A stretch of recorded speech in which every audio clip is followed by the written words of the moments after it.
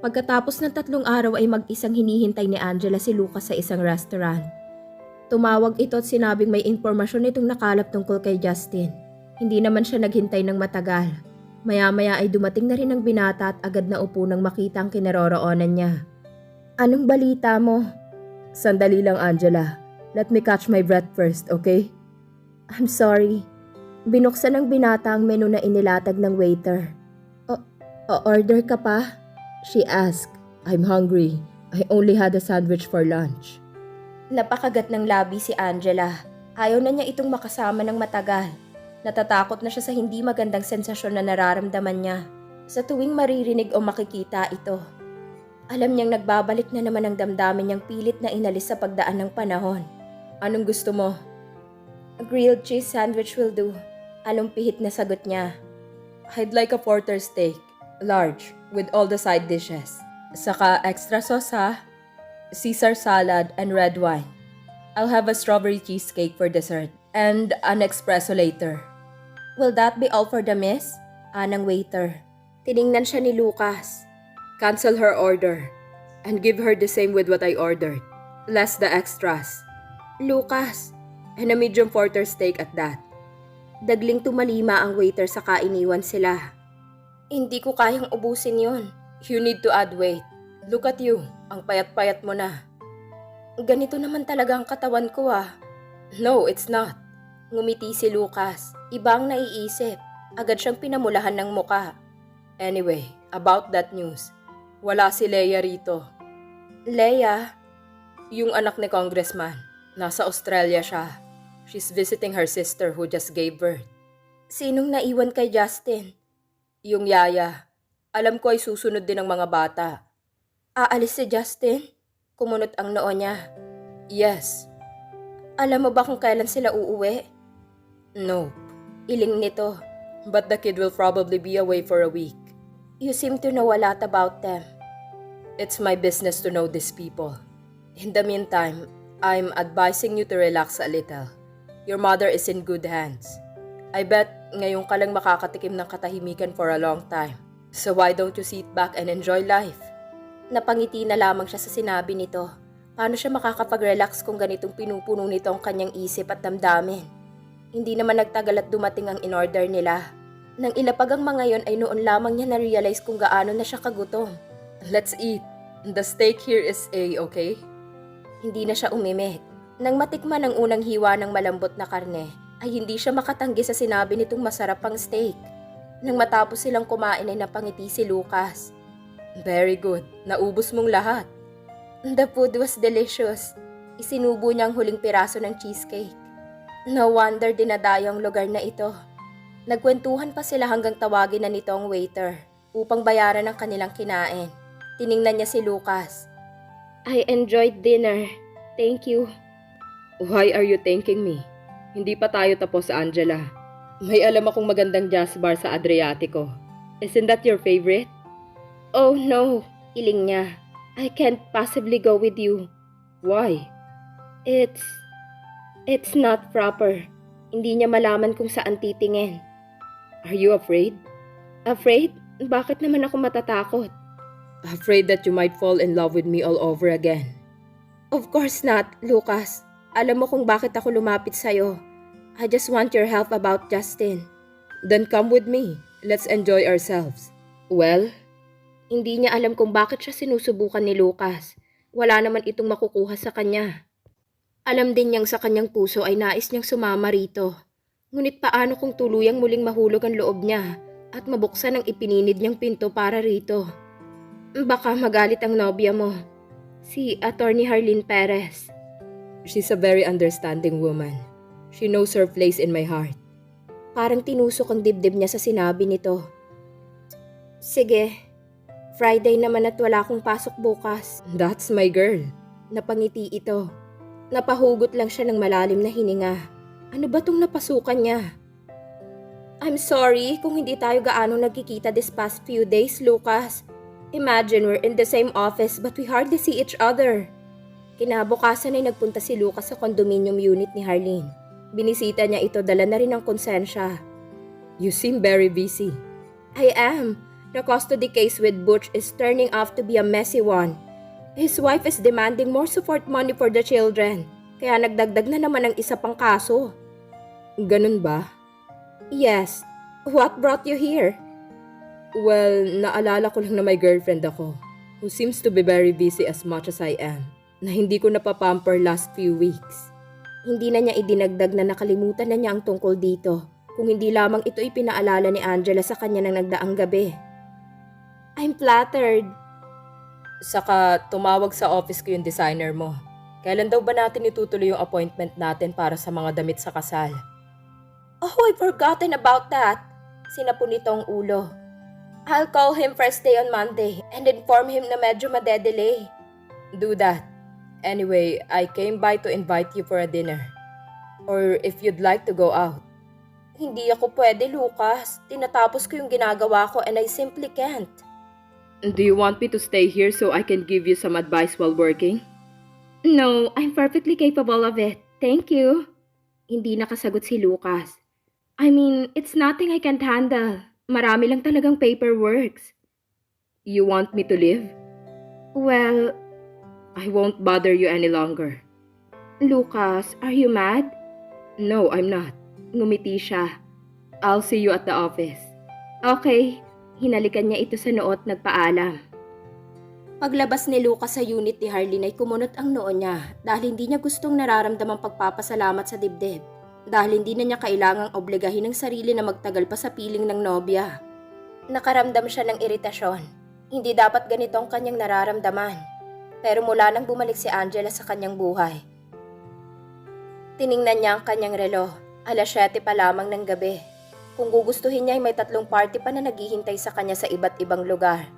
Tama lang marahil na magtungo siya sa isa sa mga yon at wag nang magbalak pang pumunta kay Angela.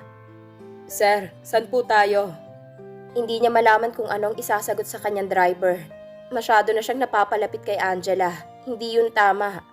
Dapat ay iwasan niya ito at tulungan na lamang sa kailangan nito sa kanya. Lalong dumilim ang kanyang mukha nang marinig ang sinabi niya sa driver.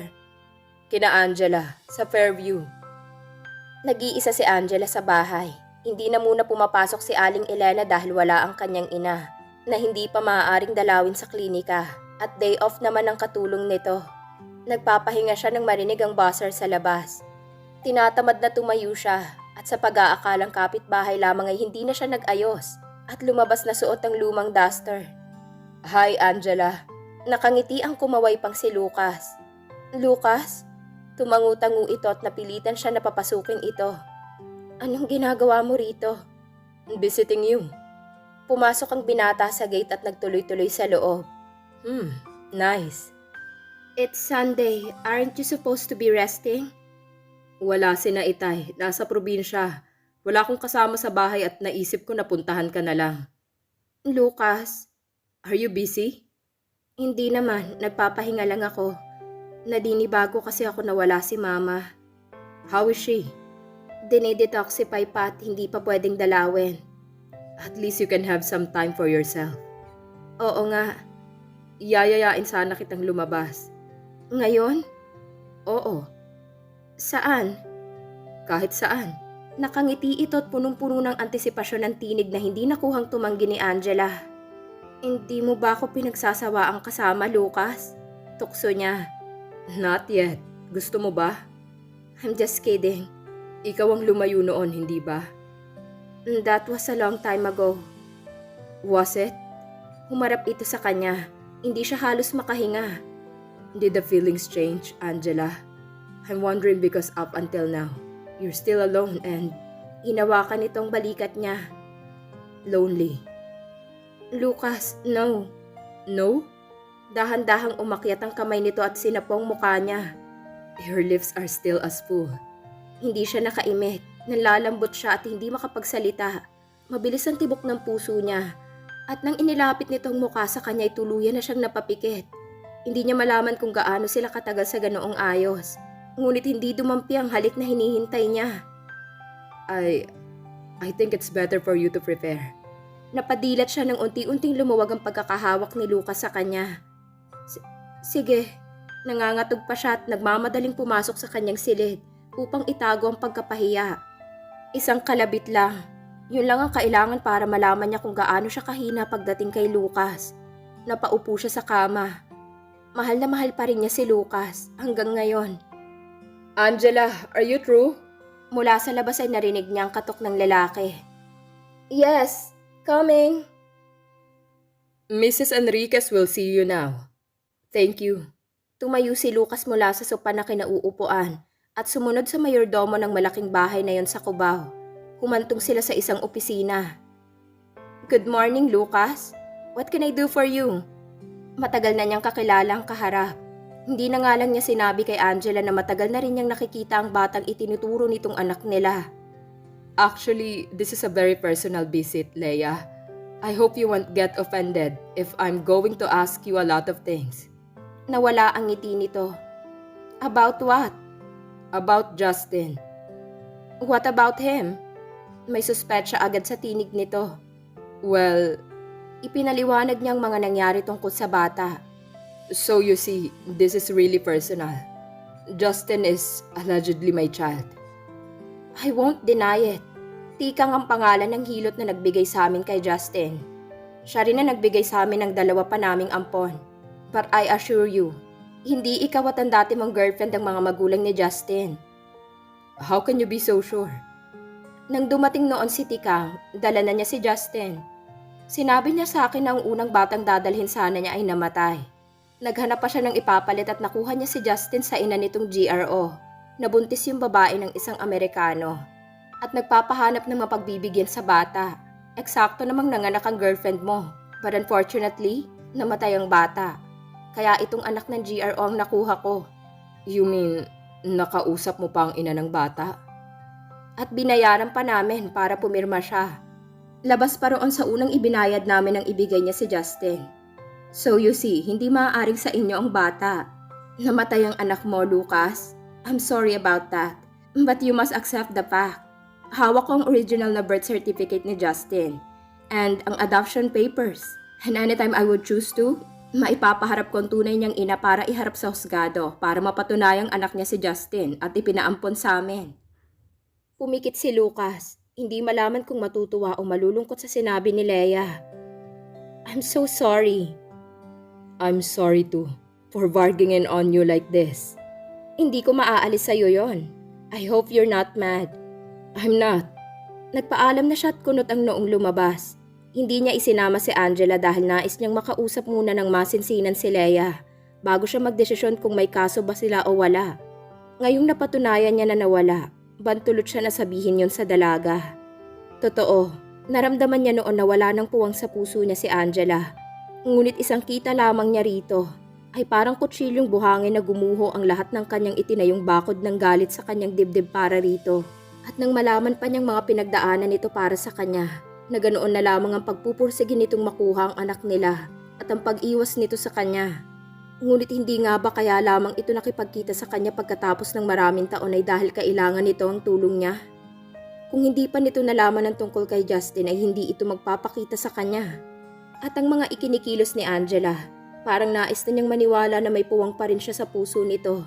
Ngunit paano kung pagpapanggap lamang ang lahat para mapasunod siya sa mga nais nito? At kapag nalaman ang katotohanan tungkol kay Justin ay bigla na naman itong mawawala. Tumigas ang mukha niya. Hindi na dapat maulit ang lahat. Hindi na niya muling susuungin ang impyernong dinaanan niya noon dahil lamang kay Angela. Halos 3 linggong lumipas bago muling nagkausap sina Angela at Lucas. Kasalukuyang nasa opisina nito ang huli nang biglang pumasok ang dalaga sa loob. Sir, sinabihan ko na ho siya. Bakit mo ako pinagtataguan, Lucas? Okay lang, Sunny. Pasok ka, Angela. Wala nang mainit na pagtanggap nito sa kanya. Nanumbalik na naman ang malamig na pakikitungo nito. At hindi man lamang siya halos pinansin ni Lucas. Ano bang nangyayari sa'yo, Lucas? For 2 weeks, hindi ka halos umaalis sa tabi ko. Then all of a sudden, nawala kang parang bula. At kapag tumatawag ako rito, sinasabi sa akin na wala ka raw at nag-abroad. I lied, I admit. So what do you want me to do about that? Tell you I'm sorry? I just want to know why. Naupo si Angela sa harap nito. At ano na nangyari sa kasunduan natin? Hindi ba tutulungan mo ako kay Justin? Wala akong dapat itulong sa'yo. Hindi mo anak si Justin. Napapitlag siya ngunit nagpatuloy sa pagsasalita ang binata.